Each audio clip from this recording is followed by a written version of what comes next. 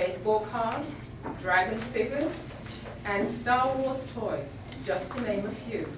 Today he's going to speak to us about one more thing that he seems to be collecting in his house. Please welcome Jack. Thank you, Madam Toastmaster. Ladies and gentlemen, ever since my marriage, I've been getting one question over and over. When are you going to start having kids? I always give the same response. Rebecca and I just want to spend some time with just the 6 of us. I always get a double take when I use that number. We have 4 dogs, I explain. How did you end up with 4 dogs, they want to know. It was never part of the plan. When I was growing up, I always had a dog in the house. I should say usually had a dog in the house because when I was 11, our first dog, a beautiful standard poodle named Dickens, he got sick and he passed away.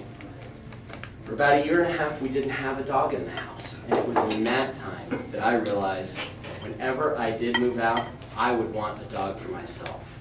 The house just felt empty, even with the 4 of us there, my sister, my parents, and I. It just wasn't the same. So when I moved into my own house, one of the first things I did is I went with my girlfriend at the time, who's now my wife, and we adopted a lovely black lab named Kona. What a sweet animal she was, just all over you, wanted to be near you. But unfortunately, it turned out she had really bad separation anxiety. What that meant was when we left her alone, she would bark, she would cry, she would mess up the house. We'd come home and the house would be just destroyed. And it was really, really hard to deal with that. But in my opinion, it certainly didn't vitiate her as a great dog. So while I worked on her with that, my girlfriend Rebecca wanted her own dog. She wanted to have one for herself, and it was a very specific dog she was looking for, an Italian Greyhound Boston Terrier mix. Well, this wasn't an easy dog to find. She was on websites all over the place. She was calling rescues. All this time, I was working with Kona to see if I could solve her separation anxiety. She finally found her perfect little dog. We drove to Gainesville, picked up Jameson. What a sweet and cute little dog. Again, just very, very cuddly and wanted to be all over you. But one of the best things about Jameson is that he got along great with Kona. And even better, when we left the 2 of them alone, no separation anxiety. This was wonderful news, except that my wife had just done 2 months of searching for this animal. We didn't live together at the time. She was my girlfriend. She wanted to have the dog at her place. Well, when I didn't have Jameson, Kona's separation anxiety was still a problem. So what did I need? One more dog.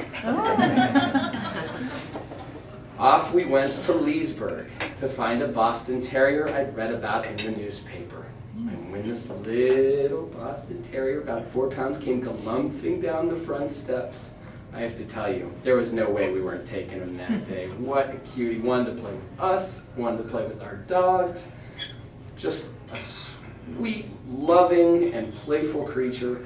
And we took him home. We named him Mushu. 3 dogs. I wanted 1. Now I have 3. But okay, at least now Rebecca always has one, either Mushu or Jameson. And Kona always has one when she's alone. A couple months later, it's a Saturday morning, I'm sleeping in. I get a call from my wife. Honey, I'm walking on a little econ trail with Jameson, and we just ran into these 2 stray dogs. They seem really nice, but they seem thirsty and hungry. Can you please bring some food for them? Yes, honey, I'll be there in a little bit. Let me wake up and I'll bring the food and water.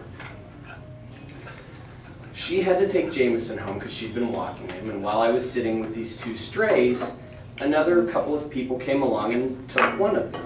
There were 2 seemingly nice dogs, and so a nice couple who didn't have a dog said, "This dog seems nice, do you mind if we take it?" I said, "Sure."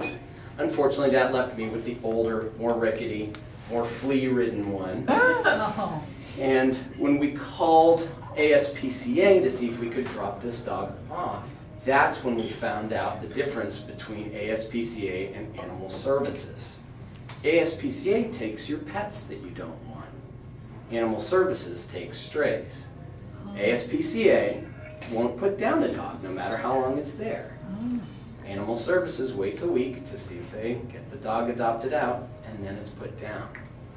Well, this sick, flea-ridden dog we knew wasn't going to get adopted. So we knew we at the very least had to clean it up before we took it to Animal Services, get it fixed up, take it to the vet.